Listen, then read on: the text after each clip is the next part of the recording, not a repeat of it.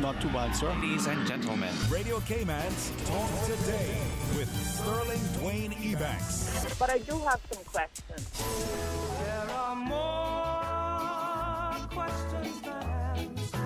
Radio Cayman's Talk Today. If you're ready to talk, we're willing to listen. Well, I really enjoy this program today. Cayman Islands' foremost listeners participation program. May God bless every person.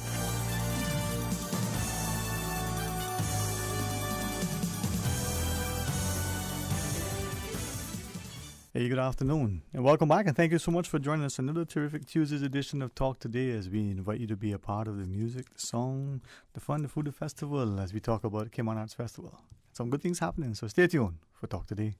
Talk Today is brought to you by Subway, open 24 hours in Countryside, Anderson Square in Georgetown, and Centennial Towers in West Bay. And by the Ministry of District Administration, Tourism and Transport. Explore your history, explore your land, explore your sister islands. MedLab in Smith Road Plaza, your complete medical laboratory solution. Call 949-7331. And Savannah Pharmacy in Countryside Shopping Village, convenient opening hours including Sundays and holidays. Radio Cayman's Talk Today, the Cayman Islands' foremost listeners participation program. We ask our listeners to avoid statements or comments which are abusive, derogatory, malicious, or defamatory. Do not use any indecent language or make any statement which is false or misleading. Email Talk Today at candw.ky or call 1-800-534-8255. Courtesy of Flow. Cayman's #1 network that connects you to your world like never before. Let your voice be heard. Once again, here's your host, Sterling Dwayne Ebanks.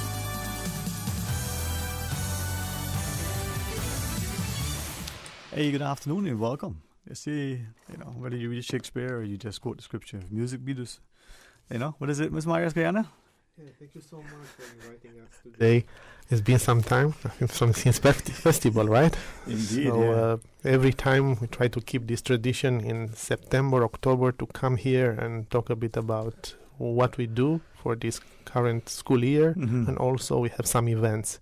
Yeah. So thank you so much for well, I must say thanks us. to you as well, not just for the work the volunteers, all of the wonderful skill, experience, exceptional people who have drawn alongside the students, but I've even found that there's music in the soul, and sometimes my voice sounds okay, at least in the shower, when nobody's home. So even me can sing. Everybody can sing. Well, I remember the exercise you tried the last time. I know, I remember that. That was good fun. For you, maybe. The listeners were tortured. Miss Mark, maybe through you before we get started.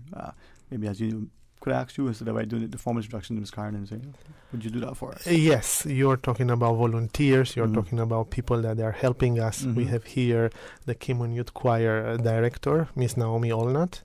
Hi. She's the heart of our voice program, and also we have Miss Karen Cafarelli. She's trying to help us as much as possible. It's a professional singer. She's from Chicago. And last night I was tired to look how we met, actually, because we met somewhere at the Ritz. And then she contacted me. I moved here and I want to help you. So they helped us in the past. I have to say that. Thank you so much. But this world is so short. It's so small. Just Indeed. A few tables. And at some point, Ms. Karen, maybe we could ask you, because there are many people we meet in our lives, and sometimes just a passing acquaintance, sometimes that becomes a lifelong friendship. But in that, there's a bridge that we can build that can be leveraged in such a way that, sadly, for many of us, is about monetizing. What can we get out of it, as opposed to what we can give? And that spirit of volunteerism that is here, that charitable nature of giving and contributing, makes this society that much stronger. So before we ask Ms. Karen about that, perhaps, Ms. Naomi, I won't ask you to give me singing lessons again today. I got a letter from many attorneys saying, listen, if you threaten that, we're going to that's not true. We could put a sticker warning label on it, couldn't we, just in case? We should.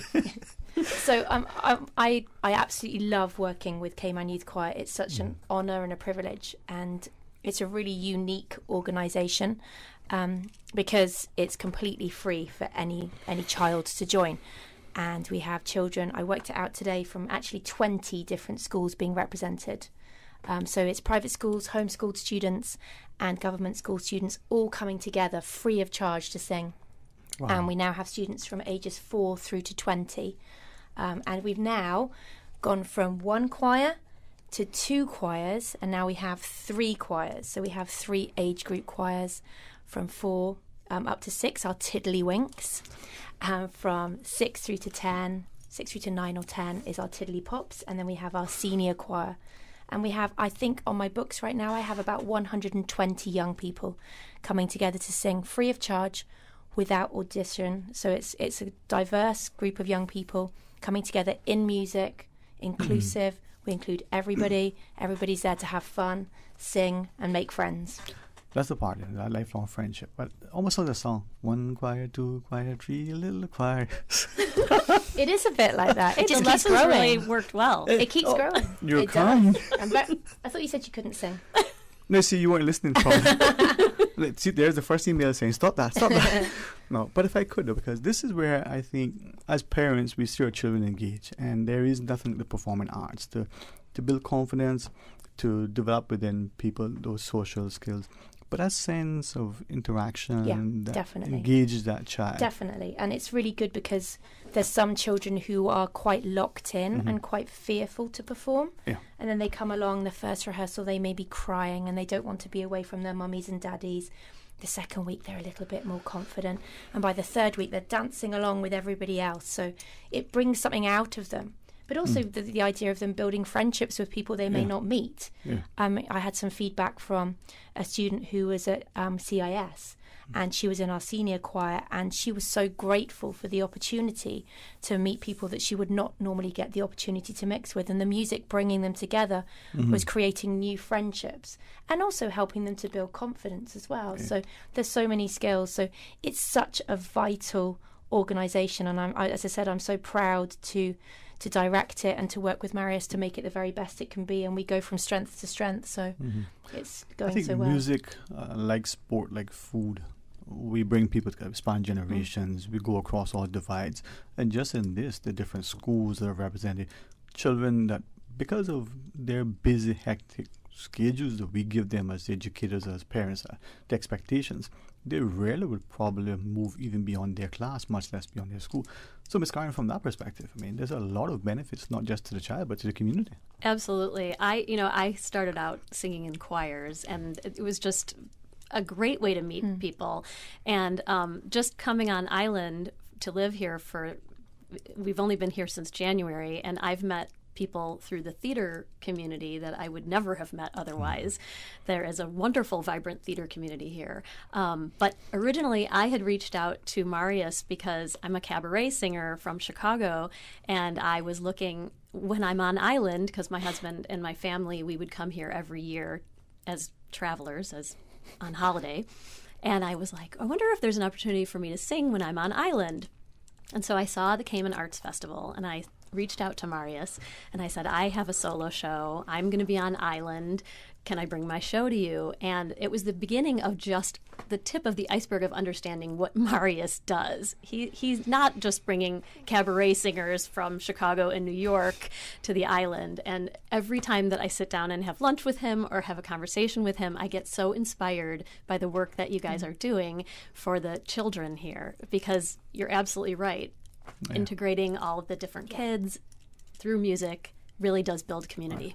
Maybe, Marius, when we come back from this break, maybe we could ask you, because I think too many times we, either as policymakers, as educators, and even, sadly, even as parents, we fail to appreciate what, both Ms. Karen and Ms. Nima shared, that through the performing arts, what that's doing for the child, and beyond the important things of the social skills, the interaction, the engagement, but what it's doing for them, so to speak, academically, because that confidence translates into the classroom. Exactly. We see it with sport, but we don't see it and appreciate it enough with sport, nor with the performing arts.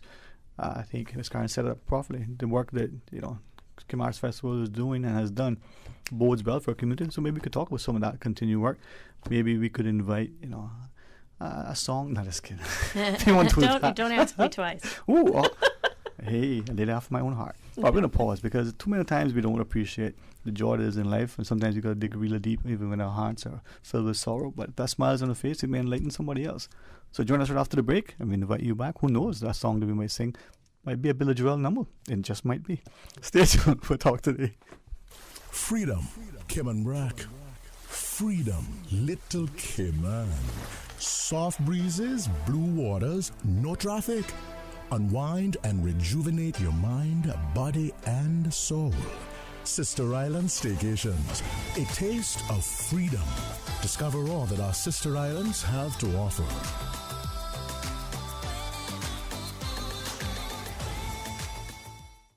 You see how hard it's raining? Yeah, and I don't have time to fight traffic and get my lunch from Subway. I have so much work to do. Why don't you order Subway by using the Let's Eat or Bento app? Save time, stay dry, and get your sandwich fast. I never thought of that. Great idea. I'm going to order now. Order me a veggie pizza while you're at it. And a cookie platter for the office. Too busy at work or home? Is the rainy weather stopping you from dining out? Order your favorite Subway sandwich, wrap, or pizza through the Let's Eat or Bento app with fast and reliable delivery. Subway, eat fresh. You can now register to receive a securely verified digital copy of your COVID-19 vaccination status with QR code through the My HSA patient portal. Sign up is available at all HSA locations and at various sites throughout the community. To register, all you need is your photo ID showing date of birth and a valid email address. Visit hsa.ky and click My HSA Patient Portal for the sign-up schedule and more information. Census 2021. Cayman, get ready. Census starting 10th of October 2021. Census rockers will be counted. Little Cayman, we come in. People get ready. 2021. Information is secret. 2021 census starting October 10th. 2021 census. 2021 census. Census. 2021 census. Everyone counts. Talk today. But I do have some questions. Talk today. Cayman Islands' foremost listeners participation program. Talk today. Because there are more questions than answers. What the public is saying. Waging to take your calls right now. Sterling Dwayne Ebanks.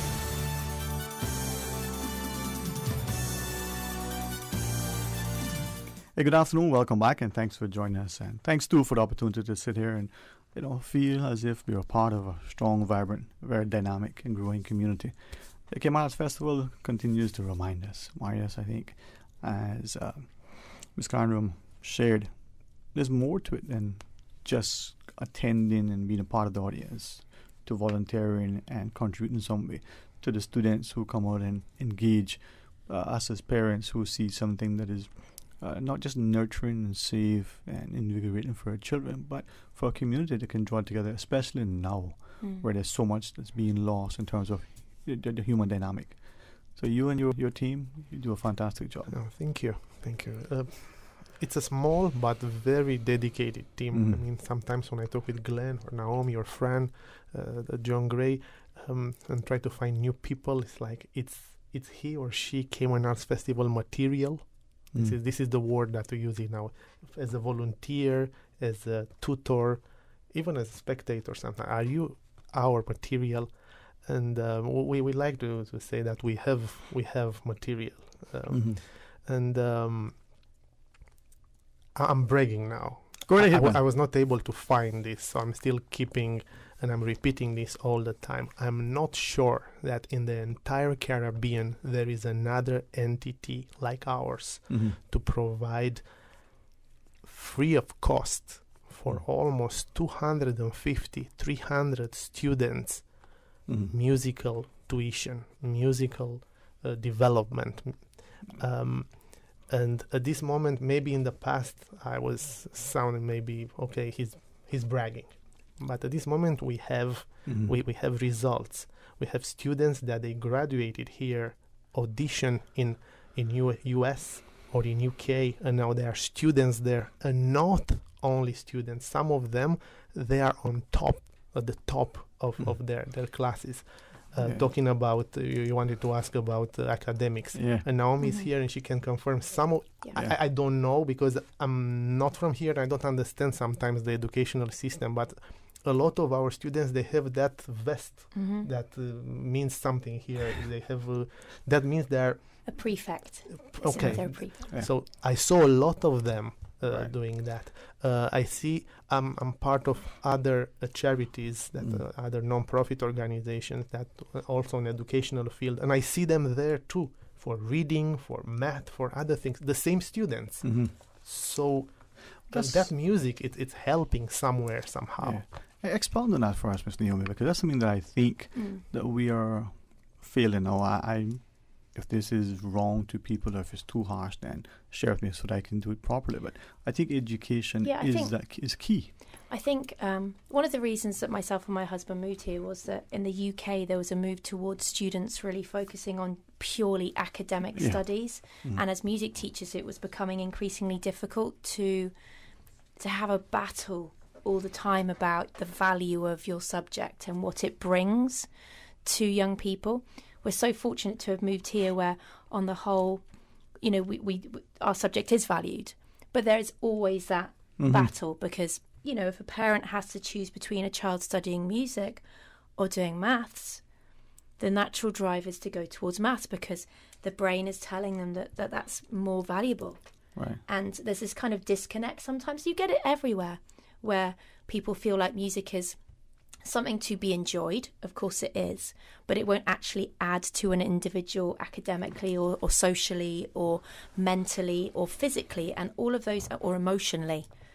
All of those things are vitally important. So Mr. Maris is quite correct that most of the students who study music in school with us at John Gray and the other schools that I'm linked to, they are the students who are prefects. They're academic high flyers. But the difficulty we often find is because they're academic, that they're pulled to doing academic studies. So we're starting to see that the fact that we're losing them a little bit because they're pulled in so many directions. Probably as older they get as well. Yes, exactly.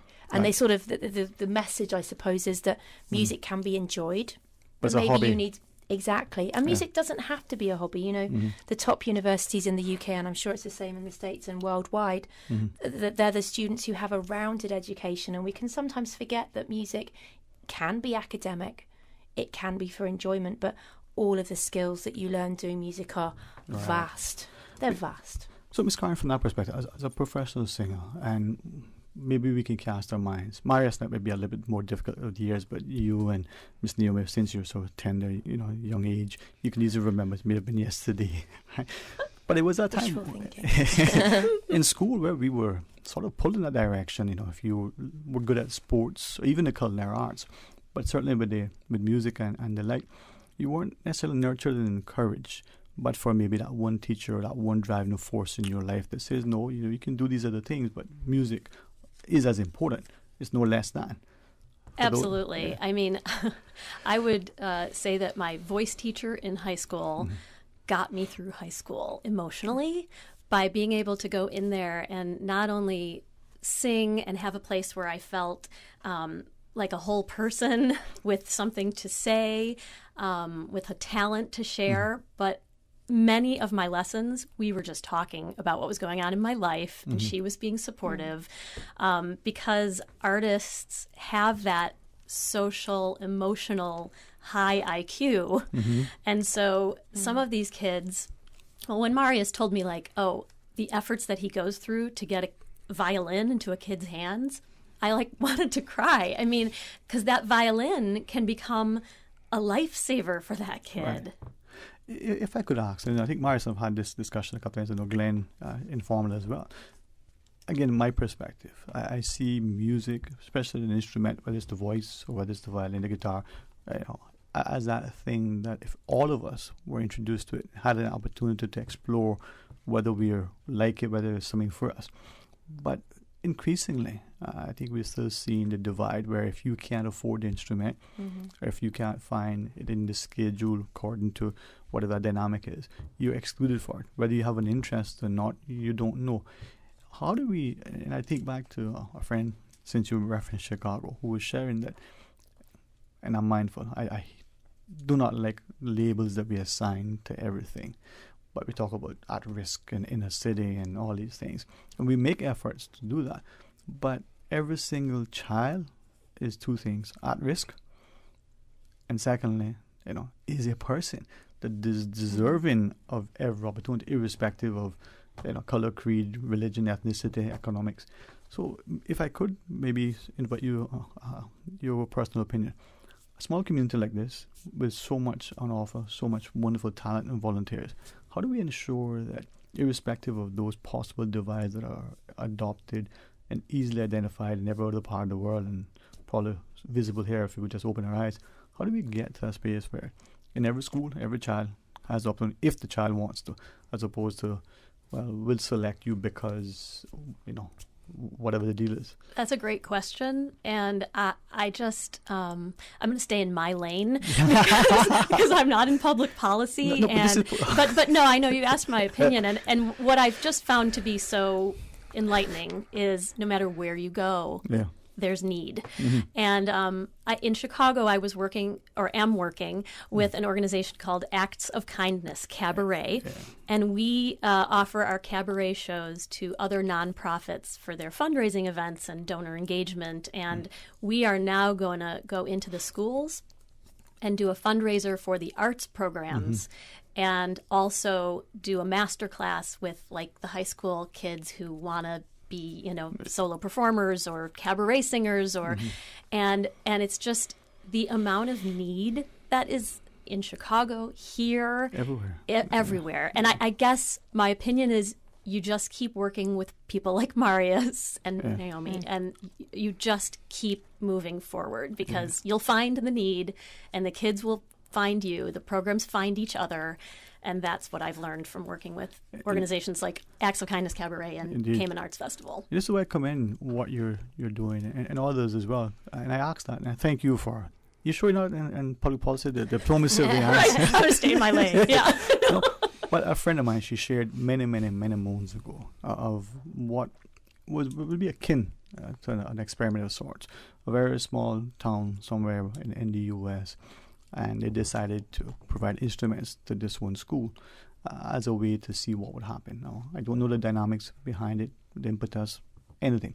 But what they found was the attendance at the school increased, the academic performance of the students increased, the misbehavior, for want of a better word, significantly decreased, and there was a sense of pride. Now, she was somewhat of an active bystander, as it were. Sounds like an oxymoron there. And she said, just observing what transpired and the level of sort of festivity that transpired in the school, even that child that seemingly had no interest nor ability in an instrument took it up, and because of the participation. And then I look at a number of the programs here in some of the schools and some of the other activities after school. I keep asking myself the question: how do we get to a place where, just like the math and the languages, that the music and the performing arts become as important in terms of priority? Well, I think different children learn differently. So these kids who are turned on by being able to play a violin or sing are going to learn through that. And Naomi, you were talking about the skills that the arts give you. I mean, talk about time management, right? Using your executive functioning. Well, I want to play the violin for an hour today or longer because I love it, but I get my homework done and I got to get my chores done. And so when you're in the arts, you learn skills that you can use in the arts or in other occupations in other ways. So I just think maybe continuing to educate people of the value of the arts, and that it not every kid wants to play football, and not every kid wants to play the violin, but you can learn a lot from both of those things and many other things. I think music unlocks potential. It's this idea that everybody has an innate potential to play an instrument. Children will often say to me, I can't sing, why am I coming to choir? And I go, do you know, that doesn't matter to me. Everybody, number one, everybody can sing. Everybody can sing. But number two, that's not the whole point. Mm-mm. It really isn't the whole point. Right. Yes, we put on concerts. Yes, it's fun. It's energetic. It's lively. You know, that's the end product. The process of getting to that, the watching, the listening, the interacting, the being part of something, the having to be aware of what's going on around you, the interaction, all of those skills, you know, the 4-year-olds to 6-year-olds, they're just learning those skills. Mm-hmm. And to hone that skill with a higher musical level of skill as you go through it's so amazing to watch. You know, you've got these little ones doing all these moves to It's a Small World, and then you've got the next ones doing 2-part harmony, and then obviously our senior choir, they're doing 3-part and 4-part harmony, but they've learnt that skill gradually, and they've unlocked that potential of their brain where it doesn't matter anymore if they're the best singer. They're going, well, this is our team.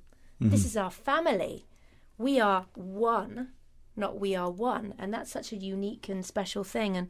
And all of them grow within that. And, you know, as we said before, that they do tend to be our academic students, but that shouldn't matter.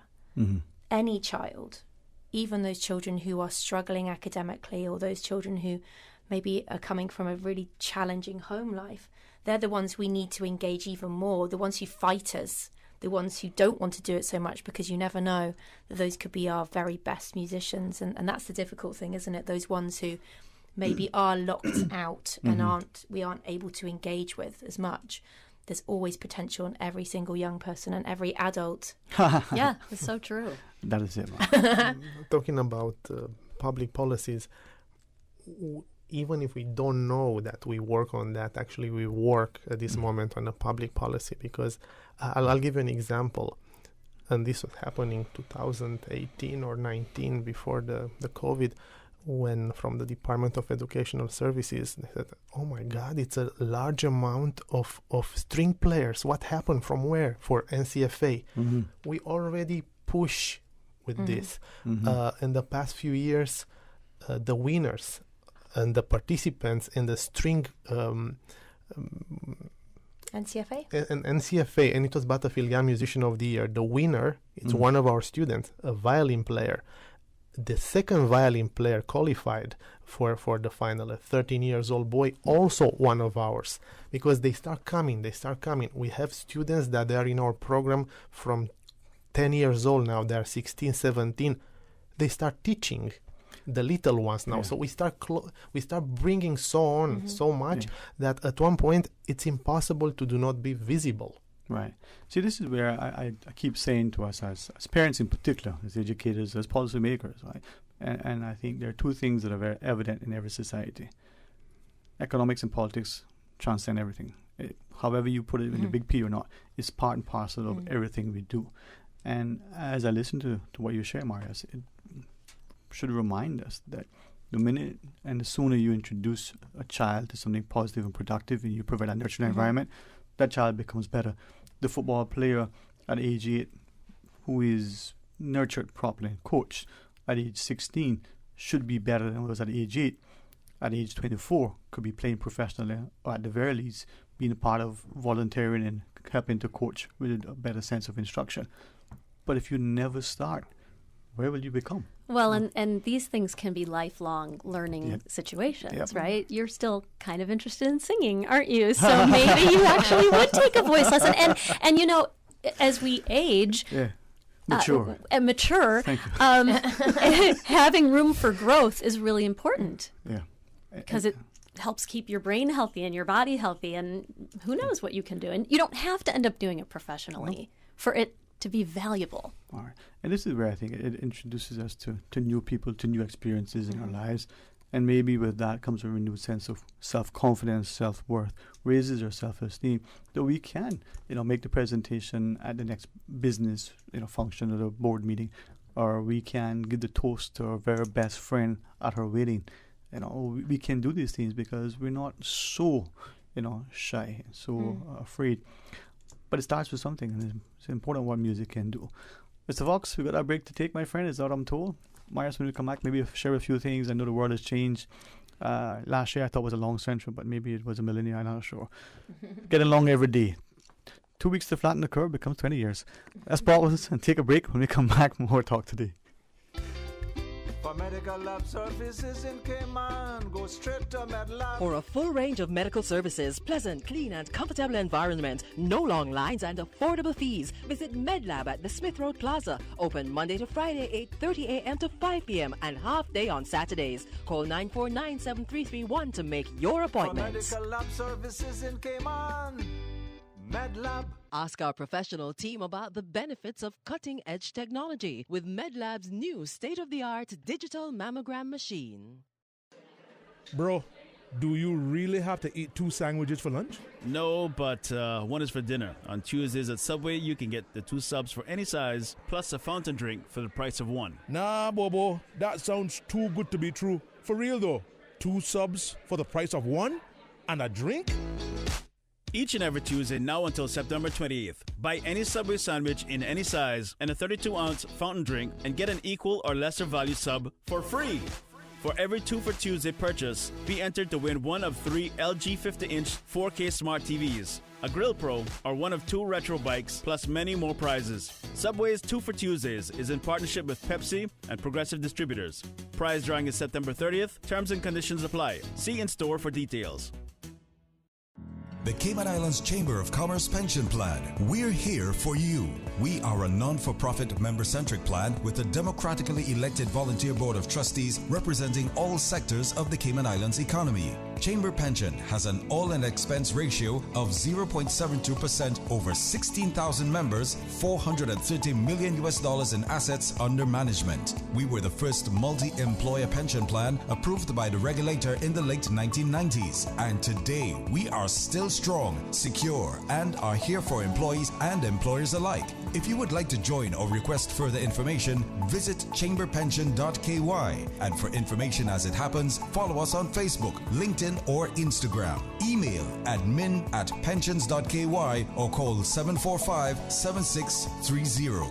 The Cayman Islands Chamber of Commerce Pension Plan. We're here for you. As the community continues to take precautions from COVID-19, it is important to stay prepared for other disasters now that we're in the hurricane season. Here are some post-hurricane safety tips from the Department of Environmental Health.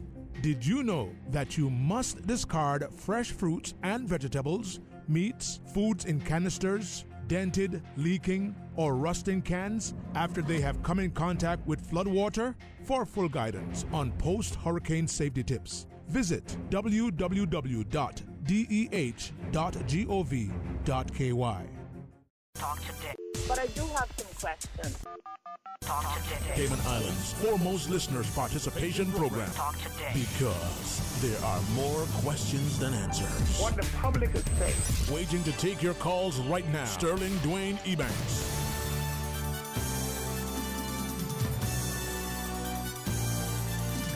Hey, good afternoon and welcome back, and thanks for joining us, and thanks too for an opportunity to not just lighten things, but for remind us of really what is truly important in our lives, and the missteps that we make, whether political or otherwise, oftentimes we're not mindful that we can get a second, third, fourth, fifth, or 11th opportunity. The Executive Director of the Cayman Arts Festival, Marius Guyana, thanks for joining us. And thank you again for inviting us. It's a pleasure, man. I'm hopeful that we are getting to a space where we are appreciative of all that is good, and that we are cognizant of the importance of all of us joining alongside and sharing of our time, our talent, or our treasure. We all have much to give. So remind us, Mr. Myers. Yeah, we have spoken a lot about education because it is so important, and I like to say that when Cayman Arts Festival started, it was entertainment. Mm-hmm. They try to build up, and with the funds that they were making, they try to create this after school and the educational side. So it was entertainment and education. At this moment, education is way ahead of entertainment, and we live these days when initially I booked this talk with you, we're having 2 events that we're trying to plan. One with Karen and one with the Cayman Youth Choir. Both of them, they are postponed at this moment. We try to find new venues, new dates to follow the current regulations. And what is interesting is that if the entertainment stops, the education still goes. We still have funds, we still have the kids in schools. Even if there are certain rules, they still somewhere there, it's an island of kids and a teacher that is giving them, or online, but the educational side is not stopping at all. Not even in the lockdown. When we had the lockdown, we still managed to do something with them. But we're always learning. You referenced lifelong learning. Yeah, I was just gonna talking about things that did stop in Chicago and on Broadway, and for artists this year has been excruciatingly painful to have just suddenly not been able to do what we do, which is sing in front of people and tell our stories and connect with people and make people think. It's just been really hard. So I just wanted to say that to Marius, I'm just really grateful to be here and to be soon, hopefully getting a date and a venue to do my show. Because I do have stories to tell. My show is called Momufactured, A Better Me Through Motherhood. It's about the ins and outs, the behind the scenes of being a parent, and the funny things and the poignant things, and just being able to share that with the community here will be a joy, and a change from being silenced almost for a long time. That's the beautiful part, I think, that the performing arts, music, whether it's poetry or otherwise, can do. There's message in the music, there's ministry in the music, there's a way to convey something that sometimes may not necessarily get said, heard, or I don't want to say exposed, but maybe revealed. So, Marius, you've got a lot more to do, and we're glad that you're doing it, man. The work will never stop, so it will be always something to do. What we try to create, maybe in one sentence, it's like we try to bring normality for a luxury product, because music these days, I've spoken at home with some musicians, and they said, I cannot believe that you guys can do that for free. This is a luxury these days. So we try to keep it to bringing to a normal situation where you can have access to music. So if you are a parent now and you're listening to us and you think that your child has some talent, you spotted some music inclinations, please check with your music teacher at the school and tell them to talk with us. This is the way how we find through it. The first filter is the music teacher. Sometimes the parent might be subjective because it's a parent. I think my daughter, 2 years old, she thinks tremendously. I don't know, but that's me. Do that. Go to a music teacher, and the music teacher will direct the child to us. They don't have to pay anything. And it's really interesting with the choir, for example. There's a young girl who comes to choir, and her parents could not believe that it was free. They kept saying to me, "Are you sure? Are you sure you don't?" And they support us now and have given us some donations to help us out. But it is amazing that, I would say that everything that we do. When you mentioned the word donation, if you are a sponsor and you want to support, please check on our website. You'll find information there, and you can contact us on CaymanArtsFestival.com. So there are ways of helping in this situation. Well, and you said it was all right if I found another way to help in the community. I'm part of the Spotlight on Broadway to benefit Voices for a Hospice, which is next weekend, October 8th and 9th. And we've added a third show on Thursday night because of COVID, there's less people going to be allowed to buy tickets for the Harquail. So there's a lot of good going on here in Grand Cayman, and I'm very lucky to be part of it. That good becomes showcased when good people, Bert reminds us, evil prevails when good men, men and women, do nothing. And more of us need to do more because we can and we should. Men of hands, they say, make light work. Men of voices echo a choir. Men of hands clap louder, my friend. That's why. But any final thoughts, perhaps, from you, Ms. Naomi? Just obviously, we're very, very sad that our concert has been postponed, and I say that very clearly. It has only been postponed. Our program was going to be Harmonise the World, which was songs about the world. And basically, I just went through and found all the songs about the world I could find and the earth, and also to do with harmony. But they are all beautiful songs because they're all talking about really important things right now. What's wonderful about the world, coming together as one and singing. So we have just postponed it. At the moment, we are hoping very, very much that we can do the concert on February the 20th instead. I've had a few people phoning me in the last couple of days who are absolutely devastated it's been cancelled because they just love the theme and they really like the idea of the young people singing about coming together. But it has been postponed. Not cancelled. Not cancelled. And we are still rehearsing. So yesterday I recorded some rehearsals for the young people so they could still practice. I felt very silly on my own doing a rehearsal to myself. So we did some rehearsals yesterday, and fingers crossed we can come together to sing again next week. We're hoping that we can safely, obviously following the guidelines and making sure that we do everything we can.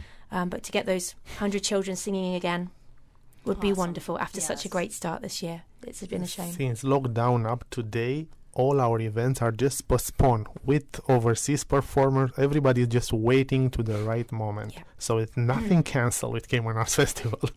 It's just postponed. Yeah, in abeyance, they tell me on hiatus, they say, if we could, Ms. Karen, maybe any final closing thoughts at all on anything that you wish to share to our mums in particular, to our wider community. I want to ask you to say anything to our policymakers. Not at all. Dear policymakers. I want everybody here to be really proud of the arts community here, of what Marius is doing for the Cayman Arts Festival. It sounds like it's a festival of people coming together, and it's even more than that. And I'm really proud to be a donor, and I encourage people to be supportive. I also am grateful to have found my tribe of theater people here that I can perform with, and I'm very grateful to be able to bring my solo show here. It's you're the place where I thought it was just a place to vacation is really a community, and I'm so grateful to be part of the community.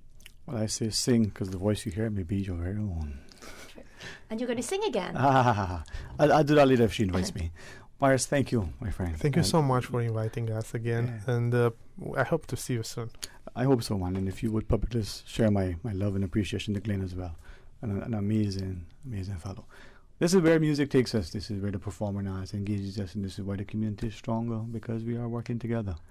To our listeners, when we come back from this news break, it's going to be half an hour or so of some open line.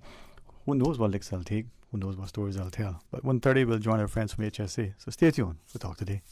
You are listening to Radio Cayman, the voice of the Cayman Islands. Today's biggest news. Radio Cayman. Your voice, your choice. Local, regional, international. This is Headlines from Radio Cayman's newsroom.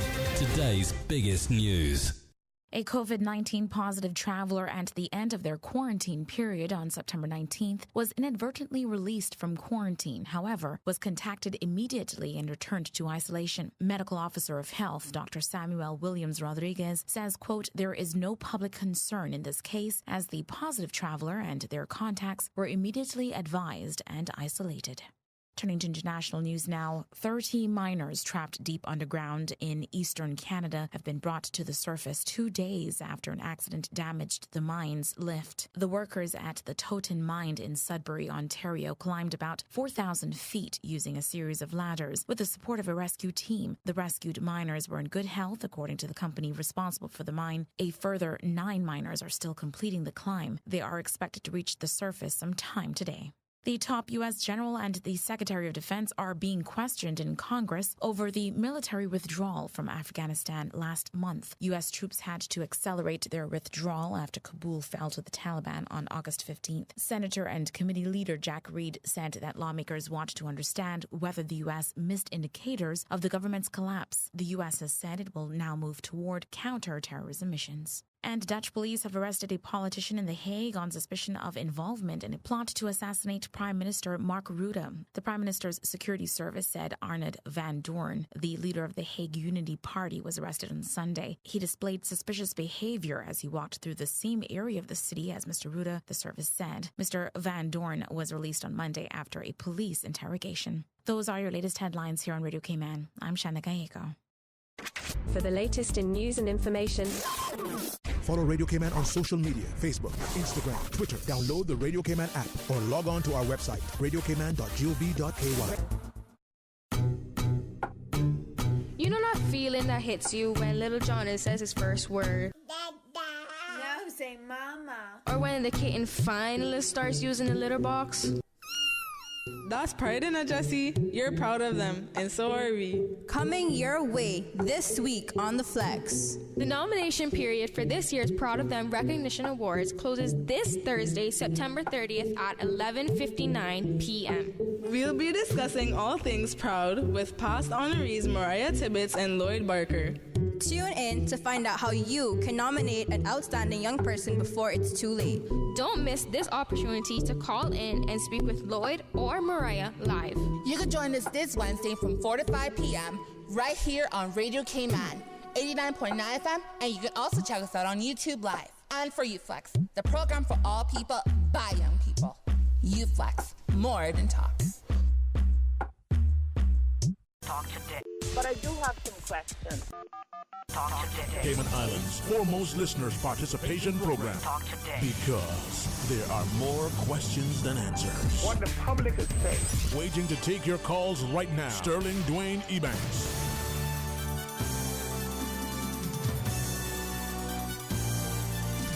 Hey, good afternoon and welcome back, and thank you for joining us. I know it's only Tuesday, and depending which calendar you use or which month you're in, let's give thanks as best as we can for each day. I know, honestly, that some days very, very difficult. For some of us, it's just trying to get through the hour. For others, it's just minute by minute. I do recognize, appreciate, and value each second. I do understand the challenges, the trials and tribulations, the frustrations, but also I want us to appreciate that there is great reward in our endeavors if we draw alongside each other. And despite how challenging it may be, how hard it is to not just look in the mirror and see the reflection that somehow reminds us of the great sadness that we may feel within our hearts, the losses that we're still unable to embrace. The wounds may be fresh, they may have been decades past, but yet it has not healed.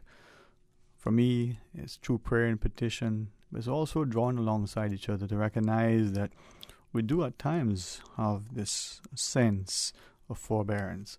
So let's see what we can do to help love, nurture, encourage, inspire, support each other so that we're safe and that we are indeed feeling that life can and will be better.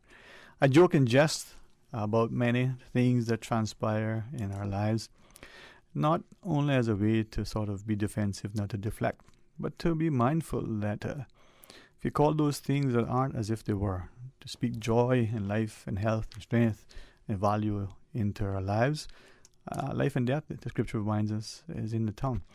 Perhaps we find it easy to curse, condemn, and to somehow criticize. But could we not also try to expend some energy to compliment, even when we critique, if it's constructive, that we're offering up a potential solution? How easy it is to wake up disgruntled than to be renewed and refreshed and reminded that we did, in fact, wake up.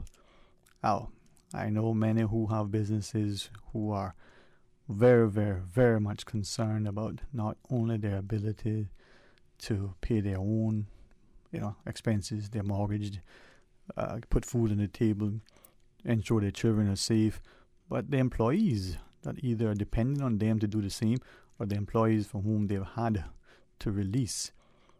Not just make redundant, not just have to reduce their working hours, but there is no work, not just around the world, but right here in our own country. Now, the answer may not necessarily lie in the government or in the government alone. There's no question there's much greed in our society. from the big, ones that we call and label and malign as fat cats and big wigs and whatever the term that we ascribe in a very negative way, whether deserving or not. But maybe there's a way to find greater positivity in our endeavors, our actions, our words, and importantly, our engagements. Well, let me hear from you. 949-8037, 1-800-534-8255. Or you can WhatsApp 925-3261. Sometimes people come into our lives in such a way that even if it's just for a fleeting moment, whether it's 8 months or less, maybe sometimes just 8 seconds, 8 minutes, but they say, do, and somehow, leave an indelible impression that causes us to think not only pensively, but to be very proactive in our future endeavors. But maybe we're not skilled and adept enough to embrace and engage them and to somehow retain their presence. And for that, we probably will forever be at a loss. But then there are those for whom we see it every day and they're just not mindful of what is before them. So let us draw alongside each other and find ways to make it better. It's not about being oblivious to the obvious. It's not even about, ignoring the perils, the plights that may be before people. It's easy, to point fingers and castigate the politicians, and sometimes deservedly so. Unfortunately, we find ourselves in a world today where the same people, whether through the media and the movies or through much that have transpired in history, we say, we can't trust our politicians. There's no such thing as an honest politician. Politics is not for good people. Well, we said that so long that maybe we've become conditioned and expecting that there isn't any honesty or integrity or decency or honor within the political realm. And all of a sudden, we've been asked to, trust the politicians. Well, if we've castigated them for so long and we've become conditioned and accepting of such, how is it today now that we can immediately and become expected to listen and to trust? Perhaps that is one of the biggest problems facing us. We see the growing divide. I've been increasingly sharing for the last 2 years something that has weighed heavily on my heart, and the need to find unity within our community, to extend love. I don't know about you, but I even find myself in anger and saying to people, give us an example. I had to go into a financial institution the other day, and this constant pressure that we're putting on the security personnel, for argument's sake, of ensuring that we are following whatever the new protocol guidelines are of the day. And they're doing their jobs, but we are frustrated and we retort in a certain way. Now, it's on us, it's on them. But how can we find greater love?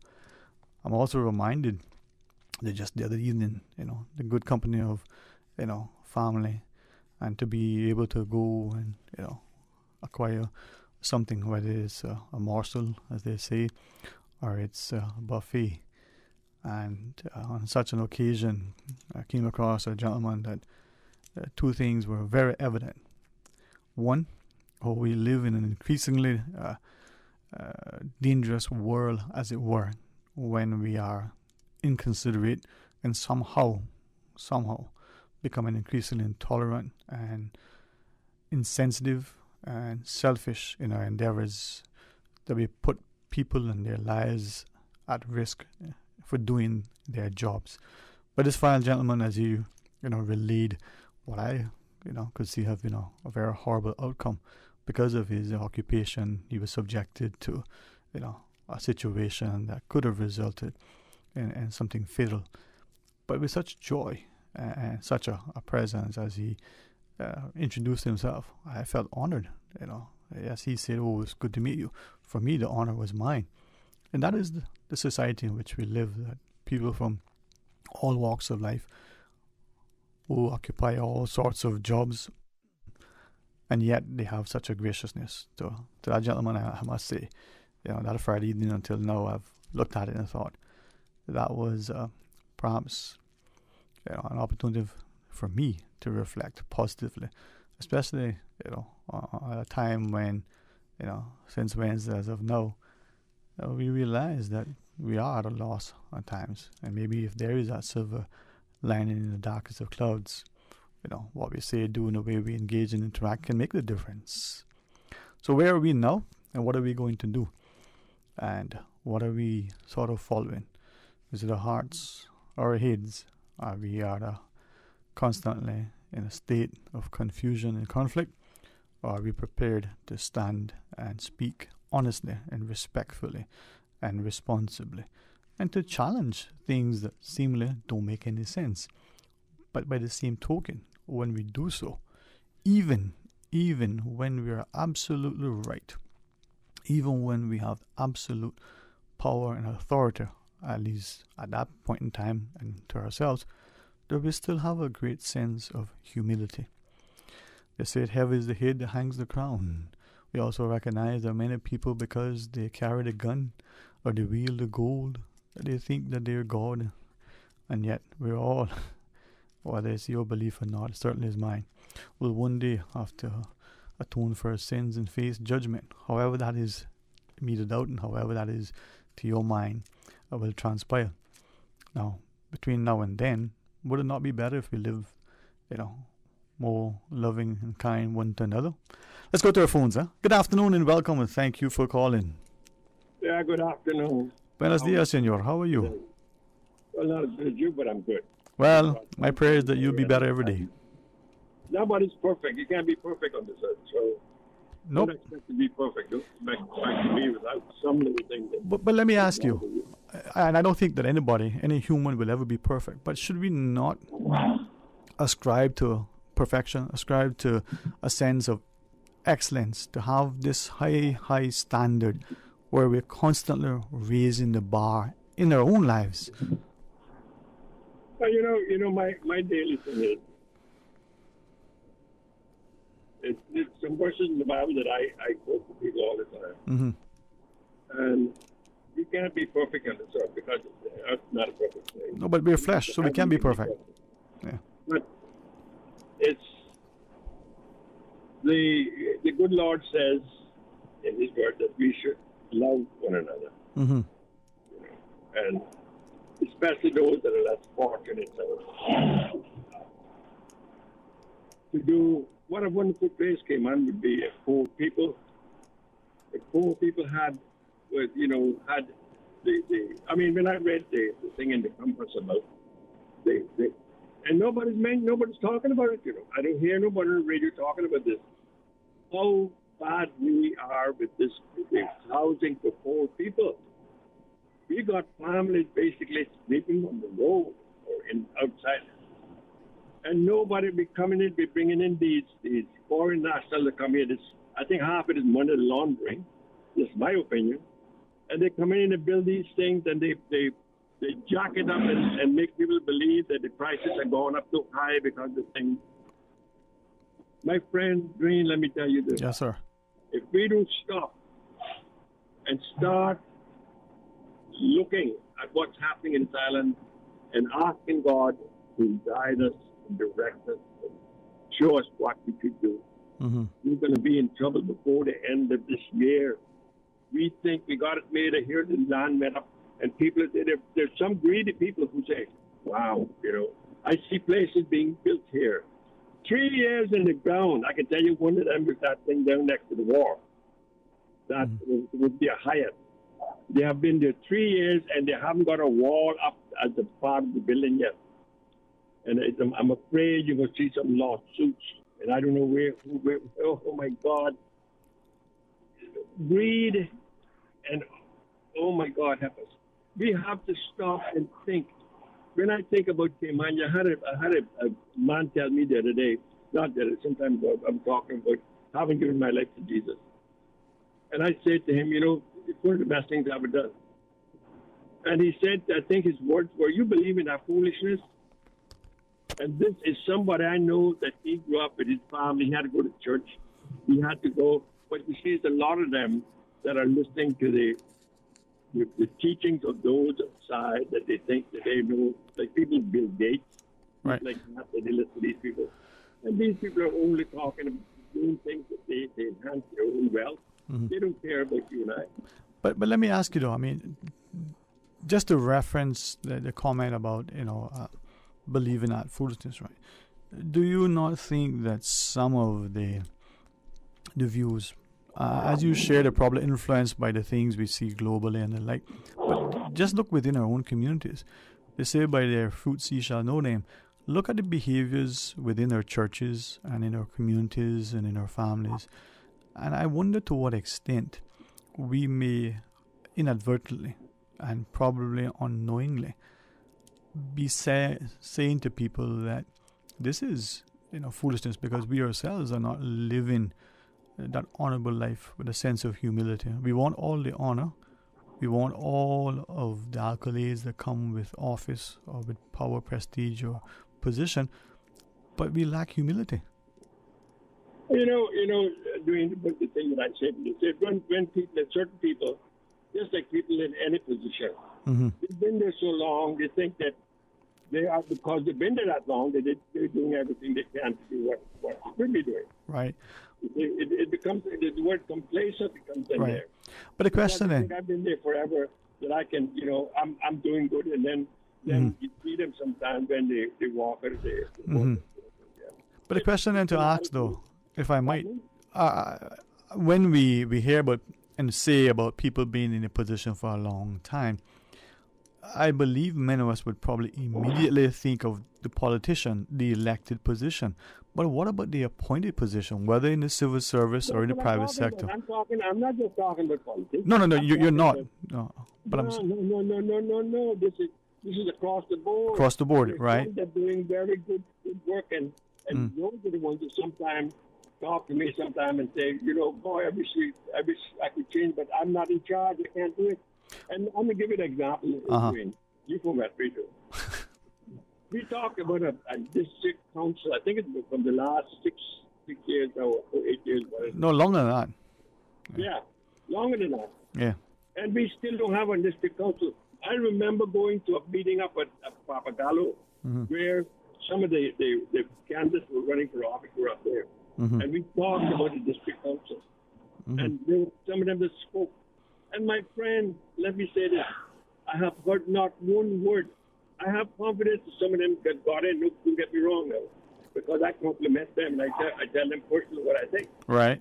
But the thing is that if we have a directive from the legislature that says we must have district councils, with district councils, we can get things done because we got people from the community. You see? Right. But talking about what needed and what we could do to help. Right. And then politicians should listen and do what they should do. Right.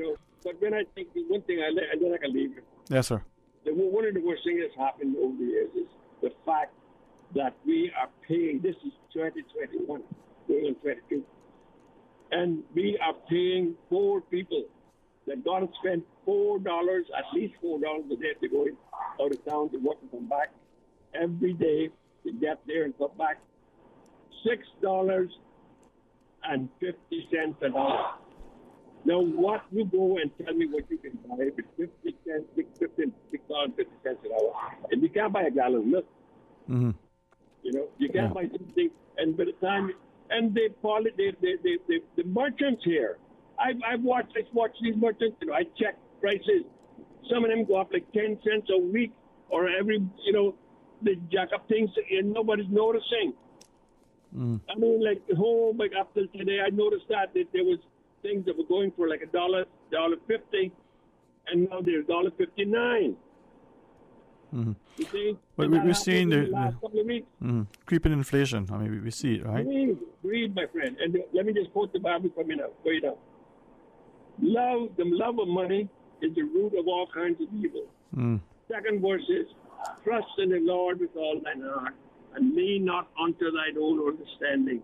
In all thy ways, acknowledge. Remember that? And he would direct your path. Acknowledge him, because we say acknowledge him, that you will try to do what he asked you to do. And he will direct our path. If it's not happening, but my friend, I'm afraid before the end of the year, you're going to see something drastic happen. Well, like you, many of us subscribe to prayer, and perhaps through prayer and petition, we can find mercy. Blessings to you. My friend, God bless the silence and bless all the politicians. Amen, brother. Amen. Everybody, all right. Will be touched by God and make changes. All right. Be well. You're right. All right. Talk to you in a bit. Let's take another caller. So gracious and grateful for your participation. Good afternoon and welcome. Good afternoon, Dwayne. How are you today, Mom? I'm okay. I'm blessed. Amen. And I'm sure you would say the same thing. We all are. Indeed. What the last caller was saying about the some of those buildings, especially the one there by the wharf, that is true. Mm-hmm. It is so true. Years and years. But what happens is they say they're going to build something, and they depend on people coming in or people from the island to invest in those apartments or whatever it is. Mm-hmm. And then it goes on and on and on. And when people is not hurrying to buy it up, they stick a sign up saying 50% sold, 70% sold. And I personally believe not such things. They're looking at it this way. If I put that up now, people's going to rush, oh, that must be a good place because, I just seen 70% sold and 50% sold. Mm-hmm. But that's not the way it works. But that's not what I call in about. What your last caller was saying is some of the things is absolutely right. I call in to say thank you again, HSA, and thank you to especially people like Dr. Lee, Dr. Brown, the Minister for Health, Minister Turner, Sabrina Turner, and we need to thank these people because so far we haven't lost anyone by dying from COVID that we know of. We know of one or two, but they came here off of the first person was off of a cruise ship. And that's a different thing. It wasn't like it was caught in the community or anything. But people have their own opinion of what they should do. But if people then say they believe in God, in trust in God to take care, but God also say we got to do our part too. We have to do our part. If we trust in Him, then we got to do our part because we trust Him. That the scientists know what they're talking about. The doctors know what they're talking about. They're not perfect. They're not perfect because they're human beings, and they'll make mistakes too. But I just look at it this way with the COVID. Look how long we were experimenting and finding a cure for cancer with billions and billions of dollars poured into this. Every time we hear this one have cancer, oh, this one, okay, they come so far as they can prolong your life. I think some of them wish that they were dead because they're just existing with a whole pharmacy of tablets to take every day and all of that kind of thing. They don't have any quality of life. Yet, we don't have a cure for COVID, but if you have the vaccine, and you can still catch it, but it wouldn't kill you. But if you don't, according to the scientists that we're trusting, because we trust also the scientists to give us all the tablets. We can take aspirin for a headache and other things to help with pain. How we know what we take it? How do we know? We could be just chewing up chalk for what we know. But we are trusting that they knew what they're doing when they made these aspirins or any other painkillers that we take. We trust that the doctors know what they're doing when we have to take our little ones from 6 weeks old to give them vaccination. And cry over it most of the time. Most mothers cry because the child is crying. They're infant. They're 6 weeks old. Yet people are going on. I ain't gonna do this but a lot of it got to do with churches, with religion, and people telling their congregation not to get it, and it's not right. That is wrong. Let that be the guidance of the person, and that person of prayer, that God would guide them to do the right thing. And I hate when I hear people call in and they're going on like they're scientists and they know more and stuff like that. It is too late. If you catch the COVID and you're on that bed where you don't know the pipes that they got put into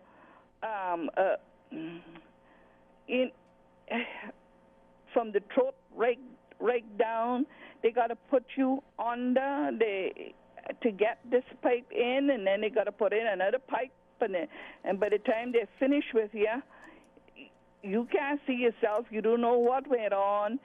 You look like some plumbing had just been done on you. So it's up to people to decide and to say, well, you know, I trust in God, so I want to get this vaccination. So I leave it up to people with their own understanding, but don't tap themselves in the chest and say, I trust in God, but I'm not gonna get I ain't gonna get vaccinated. But I could go on, but you say you had HSA. I thank them from the bottom of my heart for what they're doing, because I know they put in some long hours. And we all should be thankful to the knowledge that God has given them. Yes, Mom. Thank you very much, Dwayne. And thank you, too. Good afternoon to you and Radio Cayman. Thank you, too, Mom. Thank you, too, for the great work you continue to do within our community. And blessings to you, Mom. God bless. All right, let's pause and take that short break. As we return, we invite you to be part of a continued discussion. There's maybe something that is on your mind. If it's a point that you want to share, maybe it's something that you want to clarify. Well, phone lines are there for you. Stay tuned for Talk Today. Radio Cayman is pleased to feature this special Sister Islands historical vignette, brought to you by the Ministry of Tourism and Transport. Explore your history, explore your land, explore your Sister Islands. Captain Maybury Salisbury Kirkconnell, OBE JP, 1931 to 2002. Captain Maybury's career in public service began as a young man when he received medical treatment and would spend his school holidays assisting the local doctor on Cayman Brac. He was one of the pioneers of Cayman Brac Power and Light Company, Faith Hospital, and Kirkconnell Community Care Center. He was a deacon at his church and often served as lay pastor, an opportunity he cherished. He was also a master mariner. Captain Maybury was elected to the Legislative Assembly in 1980 and served for 20 years. In 1996, he was elected Speaker, the second person to hold the post, and the first sitting MLA to be elected to the position. He did not seek re-election in 2000, but later accepted the legislators' unanimous call to return for another term as Speaker. He retired in 2001. Captain Maybury treasured his years in public service and lived by his motto, country before self. Although he and his wife, Marilyn Nee Parchman, had no children, they raised a grandniece, Otelia McKeever Scott, and Captain Maybury helped several Brac young people to obtain a higher education.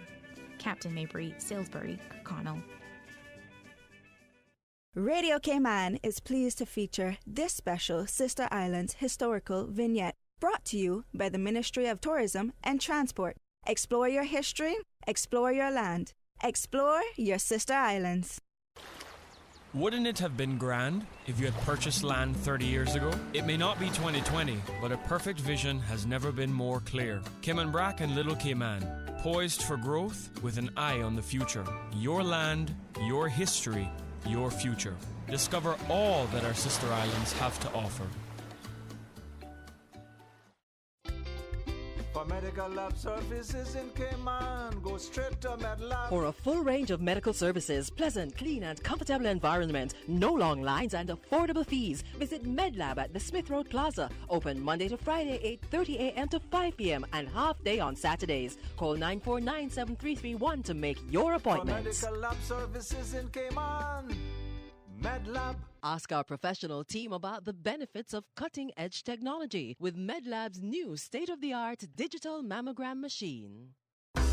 Save every day with FedEx. Get 40% off when you ship using FedEx International Priority and an additional 5% off on your next shipment. Visit us. Visit FedEx.com keyword Caribbean discount to learn more. Look at you, listening to the radio, tuning in, getting stuff done. Total doer. Maybe you're driving, maybe you're getting your oil changed or grabbing some chicken. Maybe you're doing something that's nobody's business but yours. Hey, that's cool. We're all doing something. Now you can join a whole new community of doers doing more on findyellow.com. With custom search, local experts, and trusted reviews, whatever you're doing, get it done on findyellow.com. COVID-19 vaccines are the only way forward in reopening our borders safely. Take the COVID-19 vaccine to protect yourself and the ones you love, especially those of us who cannot get vaccinated. For more information on the COVID-19 vaccine, visit www.gov.ky/coronavirus. Talk today. But I do have some questions. Talk today. Cayman Islands' foremost listeners participation program. Talk today. Because there are more questions than answers. What the public is saying. Waiting to take your calls right now. Sterling Dwayne Ebanks.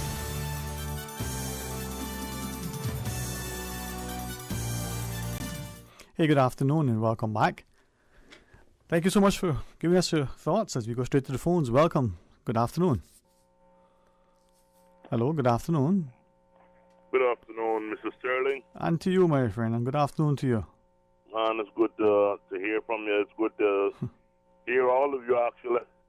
Yes, sir. It's good. You all do a great job, all y'all. I want to ask a question, though. If our congregation or people that wanted to congregate, for example, how much and how is it dealt with, or how do they congregate? Is it allowed, say, for example, 100 in this area, and is it allowed that maybe a couple meters away there's another 100 and another, couple of, I don't know. Is that possible though? Well, when I listen to you in terms of the new regulations and what the allowed limits are inside and outside, is that what you're referring to? Oh yes. Yeah. It is. I think it is evident that governments and policymakers are trying to figure out what is best, hopefully guided by objective, impartial people without any sort of ulterior hidden motives. And as it changes, it may confuse people because they're not sure exactly what is what. I guess it behooves us to be attentive to what is being shared as things unfold and evolve. In this instance, we've seen the restrictions now being significantly, or the numbers being significantly restricted, going from 1,000 to 500 outdoors and now down to 250 indoors, 100 and the like. So as people move in and out of spaces, I think you're going to find it challenging for the attentive personnel to keep the numbers within the prescribed limits, not only to ensure that they're not sort of fined and subjected to any sort of sanction, but to endeavor to do what I think everybody's trying to, ensure the safety of all. And it just comes back to us acting in a way that is considerate and sensible, and trying to make whatever adjustments and concessions are necessary to accommodate the particular flavor of the day. Yeah, because I'm looking at it this way, or the possibilities where, for example, the same congregation, the same event, maybe, who knows, one area of Georgetown or wherever, maybe the other side of Georgetown, but the same part, the same congregation, and so on and so forth. Mm-hmm. So that's what I'm wondering now, if if it's possible, Yeah. Well, we're going to probably find increasingly that we're going to have to do some things differently. Perhaps we might have to be prepared to revert to some other things that we did before, and not necessarily be so influenced by those loud voices that seem to carry the big gong, as it were. But I'm not sure, my friend, that we have the courage or the conviction of the centuries. We seem to be covered and confused. Mm-hmm. Because there's another thing that I am wondering. For example,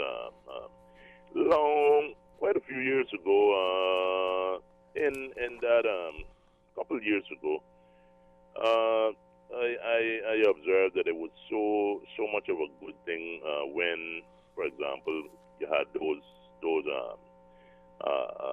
congregations of a respectful nature, and they would after congregating, they wouldn't want to go home right away, Mm-hmm. And it's so much things that they could do, enjoy themselves. People, like, maybe they want to buy some pizza, they want to buy maybe put a little salad dressing on the pizza, whatever the case is, different things like that, and just enjoy themselves. And but is there a limit on the what about the 24-hour stuff or whatever it is? I was just looking to see if I had saved and can access what I had in terms of the new guidelines and the like. But when it comes to food and delivery,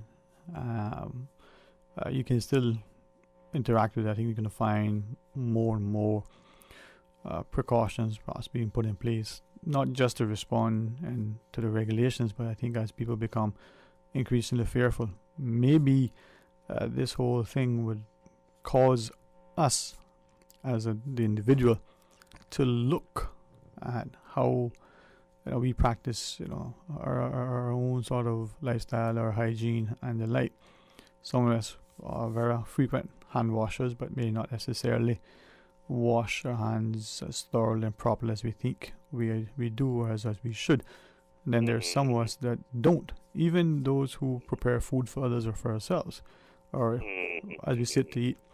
But the food service places that are available at extended hours, you'll be able to go and purchase and take away until, or if that has changed, but for now, yeah. So you doing okay otherwise? Oh man, I am quite thankful. I know I can't turn a stone into gold, but I wouldn't mind trying. So you would, if you could, you would choose to turn the stone into gold, to water, or to blood, or to something else? What would you choose if you could? Well, to be quite honest, I appreciate the high levels. Different levels. We appreciate different levels, no doubt about it. Is it for sure? Yeah, without a doubt. Well, maybe many of us try to get blood from a stone, but how many of us want to turn the stone into life. Hey, thank you for sharing your thoughts, man. You be well, be safe, and always be a good cheer. Chat with you when you're ready. All right. Cool, man. Let's take one more call. Hey, good afternoon and welcome. Thanks for calling. Good afternoon, Dwayne. And to you, good afternoon. I'm fine, thanks. How everything is okay so far? Listen, it is and what isn't will be. Thank God. I haven't been on air for a while. I was just taking a little break, but then I didn't go sleep. I'm wide awake. No. Calling about they're planning to have a peaceful protest on the 4th of October regarding the mandate of vaccines for work permit holders. I think that we as Caymanians, whether we are for vaccines or not vaccines, I'm not anti-vaccine at all. This guy is straight. We need to come out and support those people because we need to mandate vaccines. Might sound just vaccines, but we must remember that's our liberal rights to choose whether we want a vaccine or which one we want or whatever. That's a freedom of choice. And if we allow the government to go in and be able to mandate vaccines for work permit holders, we must remember that anything that they allow that can get away to mandate with after that, we will have to take it because we're not going to be able to do anything about it. So if we don't stand up for our rights now, as we can remember, I want to remind the people that when the Christian community got up and said that we did not want same-sex and given we want marriage between a man and a woman, we kept up, we protested as much as we could, but we didn't have as support as we should have had, and that's our record. Because if the people had got up and supported us better than we did, we would have probably been in a different shoe. But we must remember that 801 was pulled out on us in that situation, and we ended up getting it thrown down our throat whether we wanted it or we didn't want it. And that's only a beginning of our literal rights taken away from us. Because if we don't have any rights to stop, sometime we can all, as I said, we all had play dead and roll on play dead. But as I listen, sorry, go ahead. We're calling on the people to come out on the 4th of October at 8 a.m. at the Government Administration Building to stand up for people's rights, whether they're Caymanian or they're not. That is their right, and they should have we say we got freedom of choice, and we got freedom of this, and we got freedom of that, and then we should have freedom. So we want that freedom for when they want to give it to us, and then take it from us when they want to. So as you're sharing, this perhaps is another one of many examples across the globe where we're finding that people are increasingly being divided.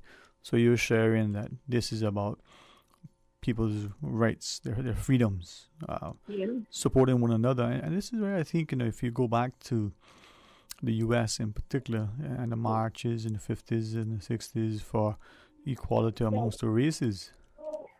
Well, that is the truth. I got a friend now that's in New York, and she's in the education department where she's not even mixing with the teachers like that. You know what I mean? But, they mix whenever, but because they have no mandated vaccines, they gave her until she was supposed they had until the 27th, which was yesterday, to decide whether they're going to take their vaccine or not. But not even the bad part of taking a vaccine. They were told, she told me last night, I spoke to her personally, she told me last night that if it should go, it's in court now. So it's a group of them, a batch of them that is now fighting it. Right. If they decide that they're not going, the court says, that they got a right to do what they want to do and get away with it, and they mandate it, and they got force them to take it. In the car.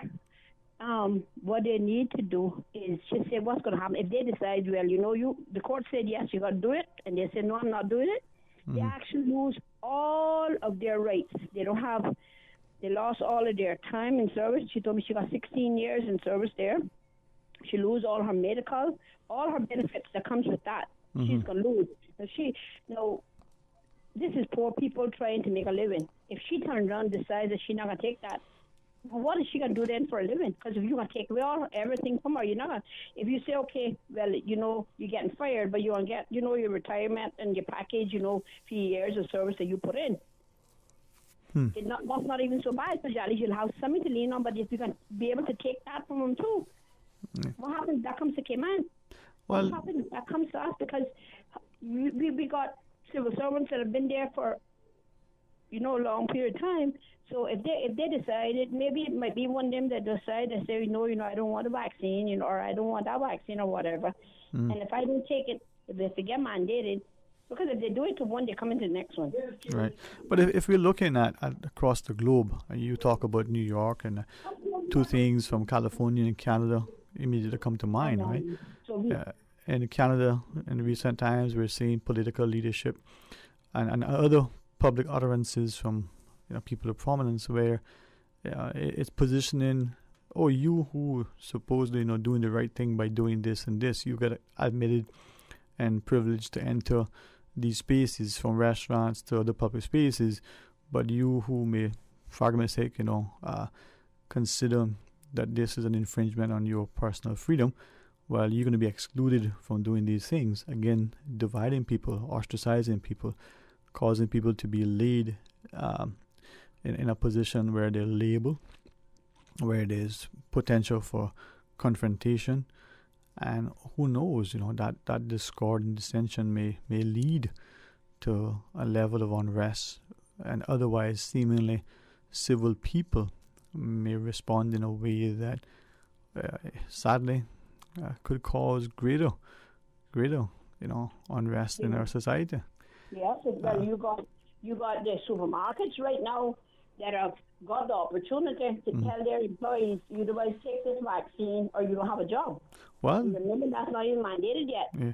Well, and the Premier said he would agree with anybody that wants to do what they want to do. Yeah, so, but it is challenging. I mean, you got people who are feeling bullied and forced.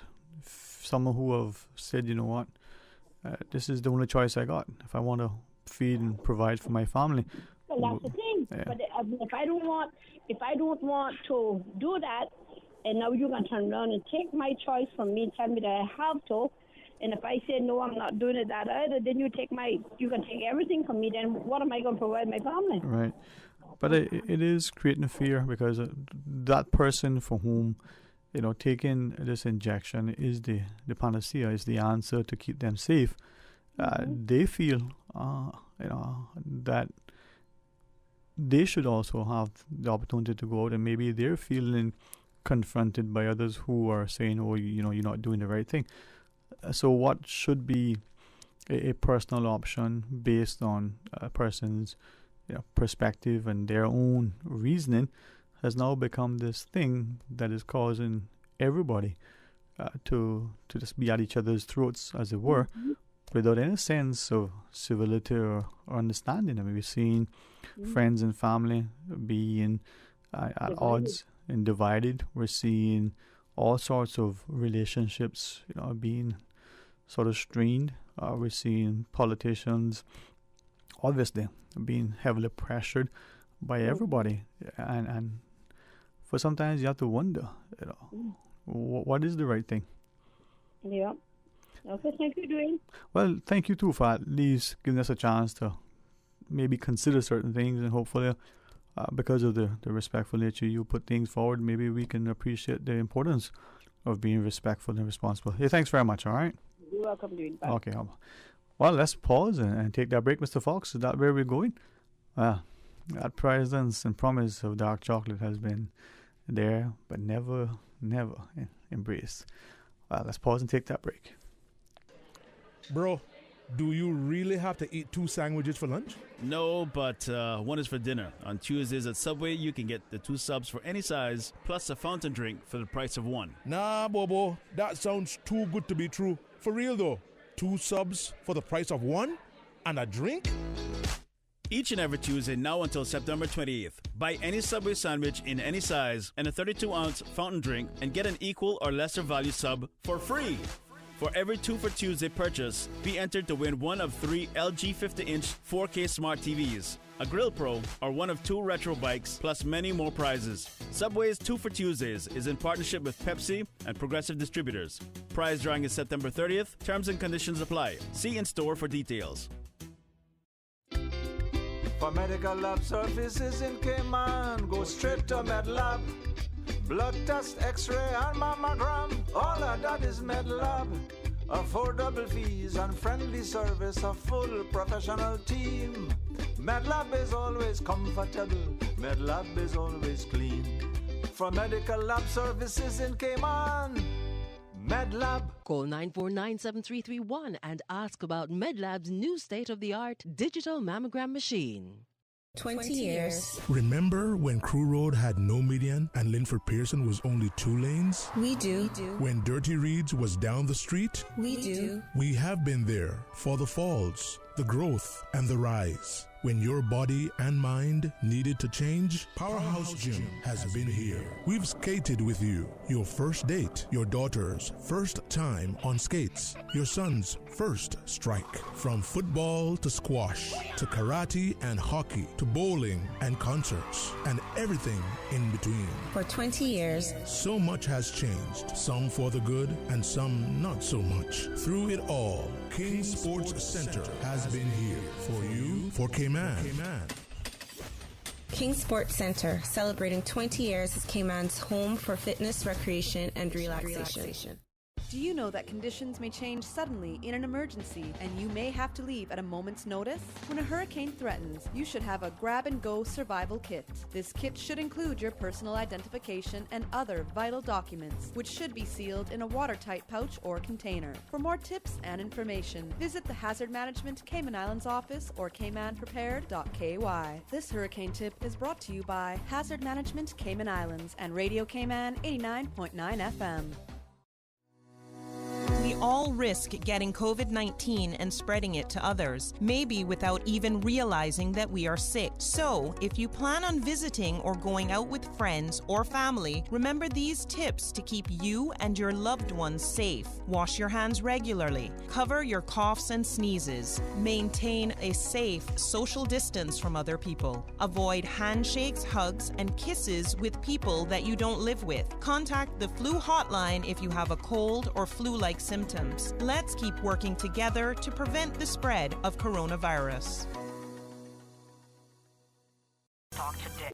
But I do have some questions.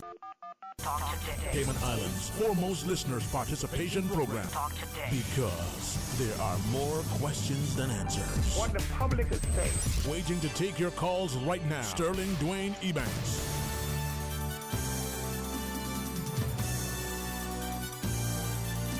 Hey, good afternoon. Welcome back, and thanks for sharing with us. Got a couple of calls. Let's take them all. Welcome. Good afternoon. Good afternoon, Sterling. How are you today, Mom? Pretty good.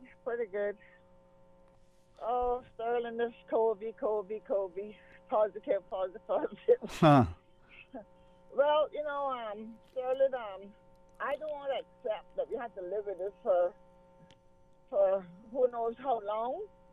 But we're going to have to accept it at some point in time here in the island. I believe some has, but some hasn't. I haven't accepted. I am greatly concerned for my children and my grandchildren and all of my loved ones and all of my enemies that I don't know if I have off, but you know how it is.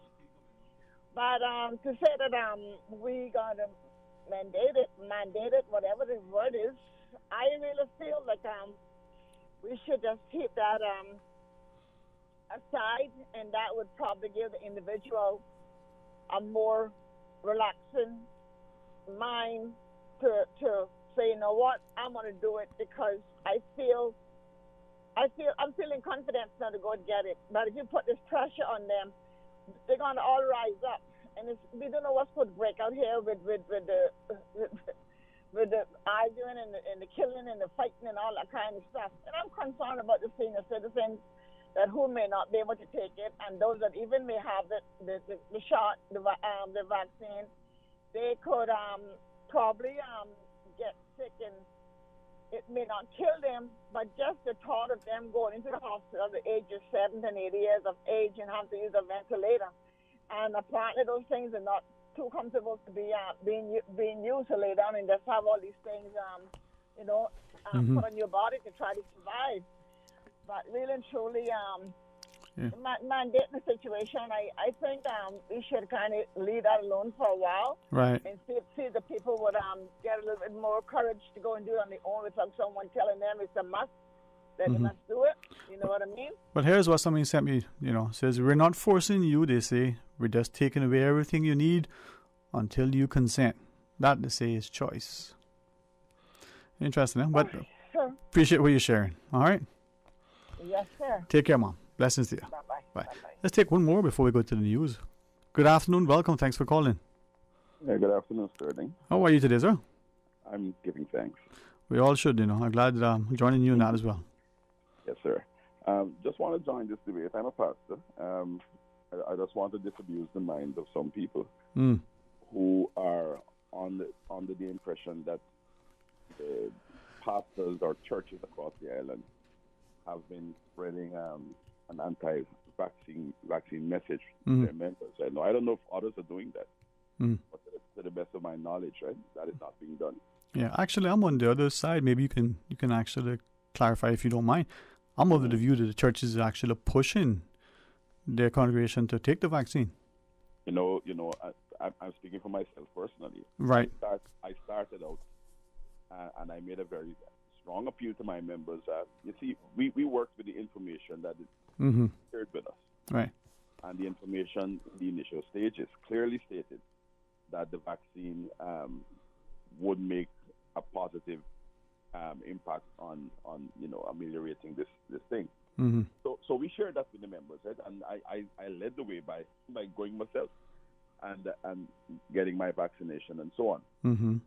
Since then, the debate has been raging back and forth, and more information is flying across the landscape. Here is the thing. Governments have a responsibility to educate their populace. And it should not be from one stream of information. It should be from a wide and transparent stream or several streams. And the persons who are tasked with the responsibility of analyzing the data and looking at what is fact and what is fiction. There are people that are paid by this government and who are technocrats in the ministries, right? That's their job. They're the ones, we're relying on them, the so-called experts, to tell us that this thing is foolishness or this thing is credible. Relying on that. That is not being done much in any of the countries around the world. And the debate is now being forced on some governments because of the stridency of social media users that are pushing a lot of information. We don't know where the fact starts and where it ends. But the truth of the matter is, the government must educate its population. To mandate the vaccine and to select those to whom the mandate would apply is immoral.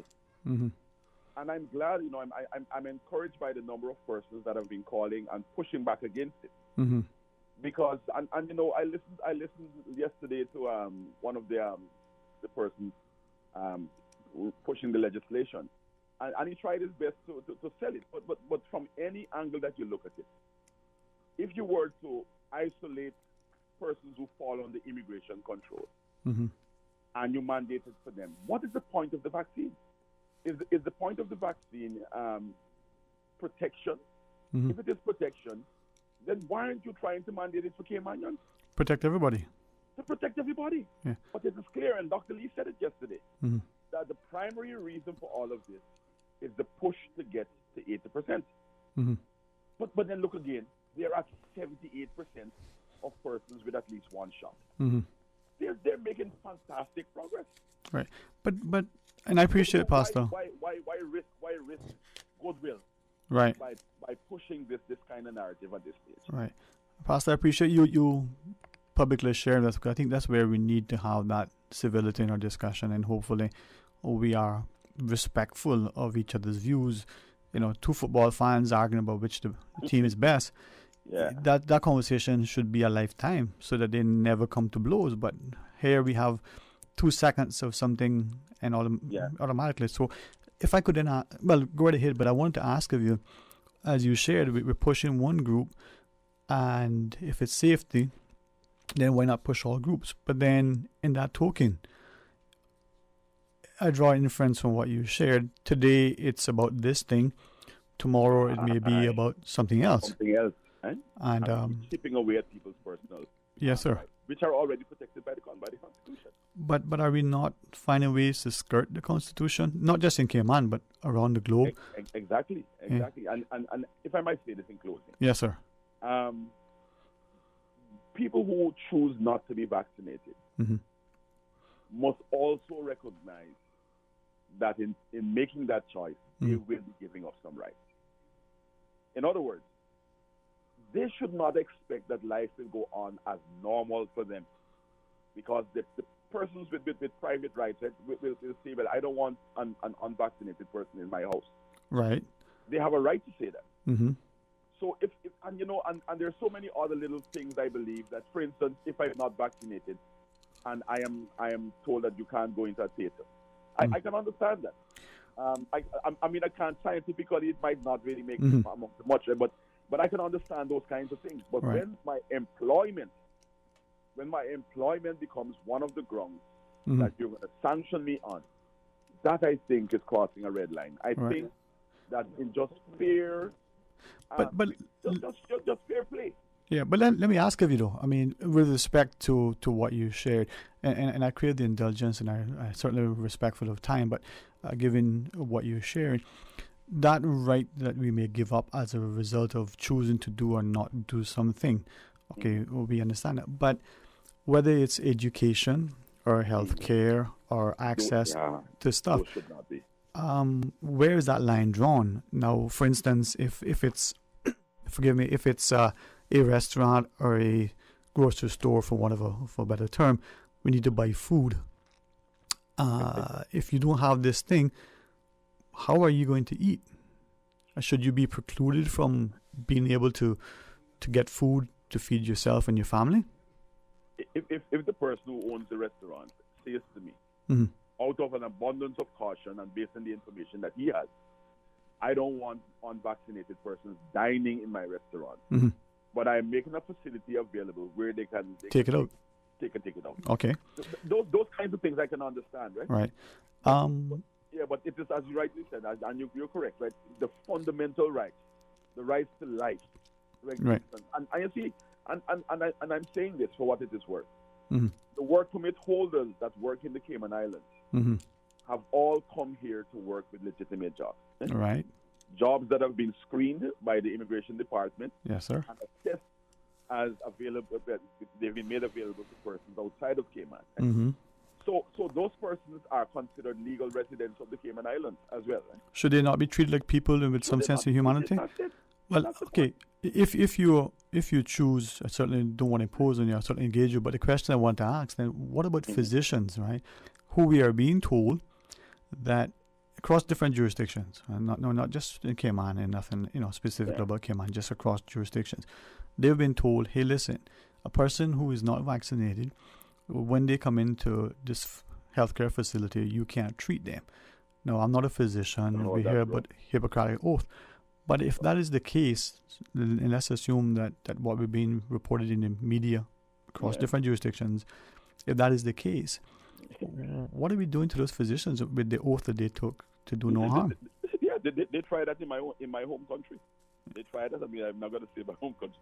So many folks know me, but they tried that in my home country, and they had to retract it because they had patients lying in the hospitals needing care, while they had the nurses and the doctors locked out on the outside.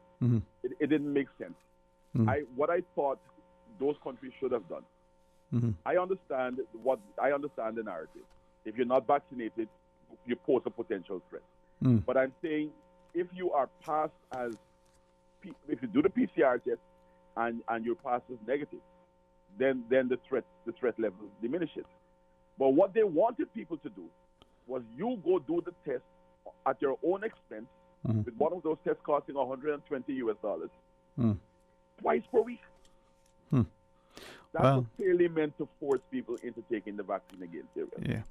Well, Pastor, thanks very much for sharing your thoughts. All right. And thanks for accommodating me. You're most welcome, sir. All right, with that, let's just pause and greatest and sincerest apology, but sometimes, things transpire. Let's pause and when we come back, more talk today. Continuing the Caymanian tradition. Let Cora keep my ground so clean. The heart and soul of the Cayman people. Thank you for keeping the culture alive. Let's read the news every day. From East End to Georgetown, down into West Bay. Radio Cayman in the Cayman Islands. Today's biggest news. Radio Cayman. Your voice, your choice. Local, regional, international. This is Headlines from Radio Cayman's newsroom. Today's biggest news. The Miss Cayman Islands Universe Committee will be refunding persons with an unused ticket or tickets on Thursday, September 30th at the Government Administration Building Security Hunt from 10 a.m. to 3 p.m. This after the annual pageant had to be scaled down to only 300 people to meet the government's public safety guidelines. In order to get a refund, the ticket and stub must be presented. This is the final opportunity for ticket holders to be refunded.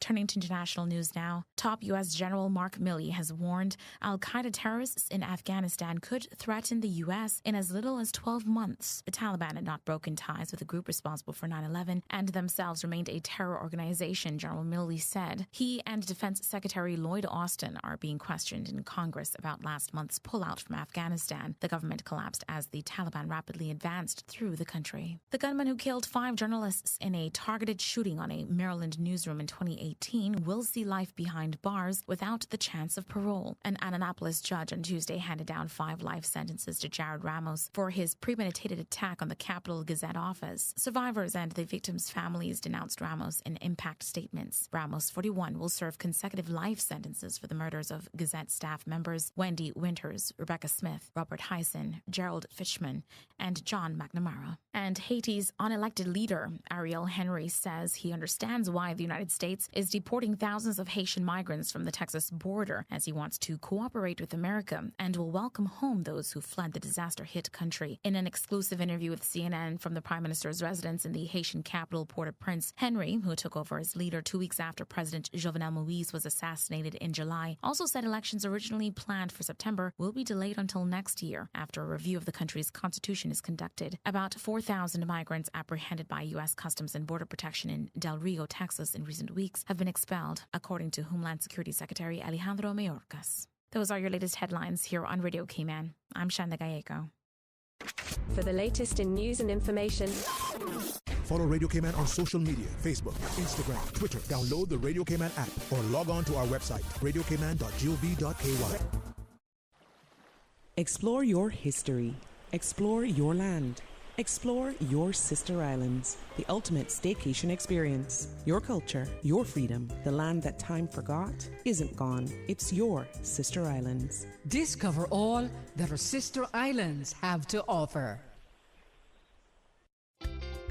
For medical lab services in Cayman, go straight to MedLab. For a full range of medical services, pleasant, clean and comfortable environment, no long lines and affordable fees, visit MedLab at the Smith Road Plaza, open Monday to Friday 8:30 a.m. to 5 p.m. and half day on Saturdays. Call 949-7331 to make your appointment. For medical lab services in Cayman, MedLab. Ask our professional team about the benefits of cutting-edge technology with MedLab's new state-of-the-art digital mammogram machine. Census 2021. Cayman, get ready. Census starting 10th of October 2021. Census West Bay, you're ready. Census East End, we're coming. Census everyone will be counted. Census 2021. Census information is secret. Census 2021. Census starting October 10th. 2021. Census 2021. Census. 2021 Census. Everyone counts.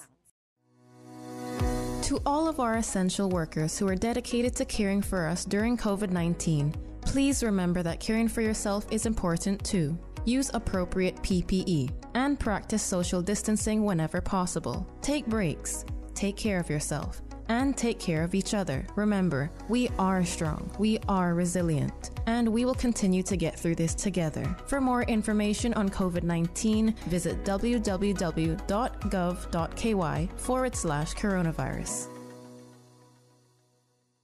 Talk today. But I do have some questions. Talk today. Cayman Islands' foremost listeners participation program. Talk today. Because there are more questions than answers. What the public is saying. Waiting to take your calls right now. Sterling Dwayne Ebanks. Hey, good afternoon. Welcome back. Thank you for joining us as we go straight to the phones. Welcome. Good afternoon. Yo, Mr. Dwayne. Hey, how are you, my friend? Yeah, man. Catching a suntan. Well, my friend, the sun soothes the soul and heals the spirit, man. So glad to hear from you. Mm-hmm. I'm getting energy, man. I'm getting heated. Yeah, man. You know what they say? We coming in from the cold, right? The time now we get caught up, you understand? Why, Bob Marley's lyrics are prophetic, you know. And look where they come from. They come from something natural. Yeah. First of all, let me just say something. I want to thank my elders for always having time to see when they know they're supposed to talk to somebody, like give them some type of wisdom or some share their knowledge with them. I want to thank them especially for that. Right. Not for somebody calling about cars flopping down the road and then you have flop all on the radio and the same car. Understand? That don't make sense. Please don't call and share that kind of hatred or spread that kind of division. Especially on a little car that's not silent and is the loudest in the island. Please leave that alone. It's just trying to be different. You understand? But I want to give one last suggestion if I may, and that's all. Mr. Dwayne, how would you feel if you and everyone in this island got $70,000 a year? Meaning for the global pandemic that we're in, because it is a global pandemic, and if anybody want to research the name pandemic, I would gladly love them to do so. How that would feel to you if everybody, you, even DJ, everybody got $70,000 a year. You understand? You pay $5,000 a month, $5,893 a month. How that will make you feel, or how that will look? Like, say, instead of me trying to do good for the group, how about the group doing good for all of us? You understand? So we all know the group is no bigger than a sand green around here. You know, as I listen to you, I reflect on maybe some of the social programs, not just here, but globally. But even if we were to do, as you said, and look at it on our own level, how are we using public funds? What institutions, from prisons to education to healthcare, to benefit, the greater good? It's interesting what you're sharing. It makes me wonder: are we thinking of everything in terms of the money that we can make from it, and is a greed clouding our judgment, or are we, more capable of being altruistic and understanding? If you were doing that, you would be understanding the true meaning of the word pandemic. You would truly understand where that word came from and what happens in a global pandemic. Global pandemic, you lose almost 75% of the world population. Yeah. And if you can understand too, you imagine a Jamaican, Honduran, Filipino, everybody getting $5,000 a month. You have to understand too that when they send back that money, you have to understand that you're not only helping that one person here, you're helping that other person on the other side of the world or right next to you through you. Yeah. You understand? But it's interesting, right? We look at, and I won't profess to understand it, so I wouldn't even attempt to try to explain it. But you look at exchange rates, across currencies. So one particular currency is strong and it buys more of another currency.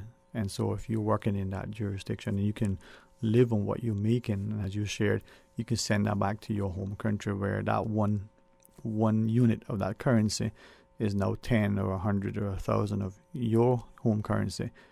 Maybe you can live in that country that you're in now, support your family, build your home, educate your children, and survive.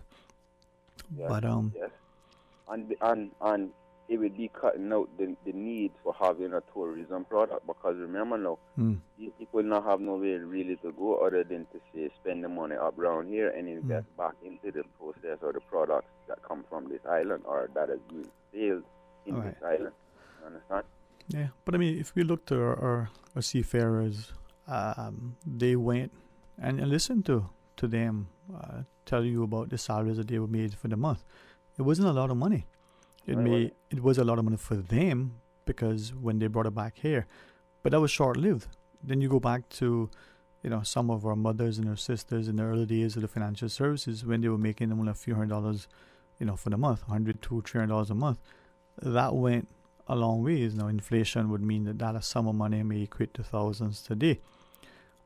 But is it that we've made the cost of living so high that the more we make, the less we have because the more things are costing? Yes, but everything costing. But why our minimum wage or our basic salaries don't go up? Right. Why is because we have other people that are desperate in other countries that are willing to come and do the work for less. Right. But isn't there that inherent conflict? And you got those people who say, well, if I make just an argument's sake, if I make $100 in country A, that means that in my country, provided I can survive in country A, and there may be ways to do that, collective purchasing, maybe communal living, maybe different things, maybe even criminal activity. All sorts of things can transpire in order to survive, right? But that sacrifice makes it possible for my children and my family to be educated, to be housed, fed, clothed, and the like. I go back to the life of our seafarers. Yeah, they may have had fun in port, but did anybody consider the perils at sea? Their mindset that they were away from, their families, missing the birth of their children, missing out on stuff. For some, they didn't mind that. Others, they'll forever regret that. Yeah, no problem. But you gotta understand too, the term modern slavery is totally denounced. Everywhere in the world. They don't believe that goes on. They believe if you work for the $2, you've chosen to work for that $2. Not that you don't have no other means to survive and you're trying to choose other than taking a life or going to rob and steal, that I go and work for that $2. That is a type of mental in modern slavery that people don't want to acknowledge here. Right. Well, we have to break it. We have to break it now. And I think a global pandemic would be one conclusion to say, you know what, boy, this not really working. I can't really come and tell you what to do and make my wages go up while you sit there and just disappear, and we get another Henry or Maria to come and fill your job. You understand? But then that's not right. So seeing us as being a number 5 country in the world or whatever they try to say we are. But then, as I listen to you, I keep, and I'm not saying this hopefully, not even an attempt to be noble. Hopefully, it's not even naive. But I look at the things that we're facing globally, and certainly the personal plight of many. But take two things: take homelessness, and take a word that we have so euphemistically ascribed to the situation: human trafficking. Sex trade and the enslavement of people, men, women, young boys and girls. And I wonder if the powers that be across the globe, utilizing the technology, the intelligence, and the human resources that they have, if they were to put that collective effort into addressing these two issues, as we seemingly have done into this thing here now, would the world not be a better place? Would not, people be safer, better equipped to be more productive, and potentially we live in a much more socially conscious, more politically stable, a much more, societally engaged, if we would just address those two things. Yes, but the thing is that once you have those things living in coordinates with each other, they don't have no right to make profit, because remember, you have to get sick to go to the hospital. If you don't have nothing getting sick, or if you have the cure out there, whatever, you understand, they don't have no means to come at you understand, or try to persuade you into, you understand, taking something like what a woman said a little while ago about taking chalk. You wouldn't know why not. You could just say, oh, your head seems so bad, I got one piece of chalk here for you. Right. But and I haven't done this in a long time. I remember doing it part of an exercise a few decades ago. Just evaluate studies, and my uncle's words, resonate in my mind every time. The question of mind over matter, right? So those studies where people have taken a placebo and half of the people have taken the thing. Some of those people, believing that this thing works, the thing will probably work better. And even if the thing is a placebo, it probably will work. Now, there may be other factors, and I'm not going to venture into whether it's psychological or physiological or otherwise. But again, if we have a concerted effort to always do the best thing for ourselves and for each other, and not be so selfish, self-centered, and self-serving, we might actually have an outcome. And I say that to ask, if there is somebody who speaks out, a scientist, whether a physician, virologist, or some other, trained professional, even a politician, and it says, wait a minute, this thing needs to be this way, whether it is speaking from the narrative and the accepted script, whether it is championing that thing, or whether it's calling and sounding the bugle, as it were, of something else. Why are we so quick to castigate that person because that voice seems to be singing from a different hymnal? That way of taking in acknowledging somebody that defies the crowd, that's from the book called The Prince. Machiavelli? Yes, sir. Niccolo Machiavelli. That's where that whole idea of standing back and just kind of, I might have the money, but you know what, I might have grand ideas. You understand? So when these people understand that they see these people coming out with these grand ideas, they know the consequences and the outcome of these grand ideas, because they know the person that comes up with these grand ideas will have nothing to lose or benefit from those ideas. Right. Well, when these people come up with those ideas, they want and they need something to benefit. Yeah. And if I may, I just ask you this last question. When you have to go and you take that vaccine, I want to ask everybody, I don't know yet, but do you have to sign a waiver for it? Well, our understanding is that that is the expectation, or the requirement. You have to sign a waiver form. Anytime you have to sign a waiver form in science, Mr. Dwayne. Yes, sir. I say this always respectfully on your title of being Mr. Sterling Dwayne. Yes, sir. When you have to sign a waiver form in anything you take in from a doctor or anybody, that's meaning you're consenting to an experiment. What is an experiment? Make them tell you what an experiment is. So that's my basic thing is all today is I want to know what would be the problems in having everybody, not just Tom, Dick, and Harry. I mean everybody get $5,000 a month. Whether you Brack or Little Cayman, $5,890 something dollars a month. Just under 6 G's. Yeah, man. All right, man. Yeah. How much that become? How much you wouldn't live better if you couldn't survive? Even the people that own them big places and they get 5,000, they talking of money. Yeah, man. It's put about that to them. Put that to them. I mean, you write that up on the wall. Tell them, say that's what the people need at least to survive. Yeah. All right, man. Hey, thanks for putting some thought and sharing your thoughts. All right. Blessings, man. Blessings. Let's take one final call. Good afternoon. Welcome. Thank you for calling. Good afternoon, Sterling. How are you? Very blessed, very thankful. How about yourself? I'm fine, thanks. I was just here listening to your show, and I was just thinking, if we have a outbreak of COVID, which God forbid, I just want to find out, are we prepared for the reopening? You know, there's kids that are in school, and I hope and pray that everything on this island go well. But do the people have insurance to cover for COVID? We know there's a lot of people that cannot afford insurance. Mm-hmm. You know, if you ever think about these things, who will cover for the health of those people that don't have insurance?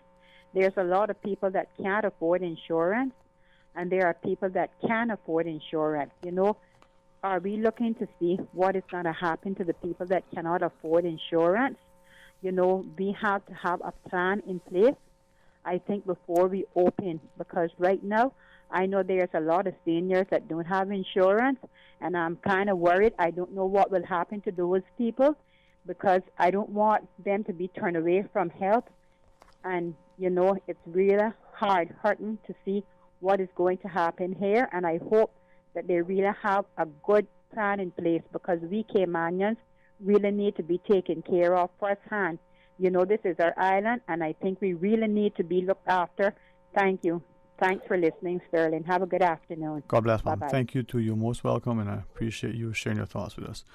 As I listened to the last call, I was trying to reflect on something that someone has shared with a quote for Aurelius, where I don't want to misquote it, but sometimes it just simply talks about you don't necessarily want to, follow the crowd. It's not about being a part of the majority. It's about, not being caught up in the stupidity.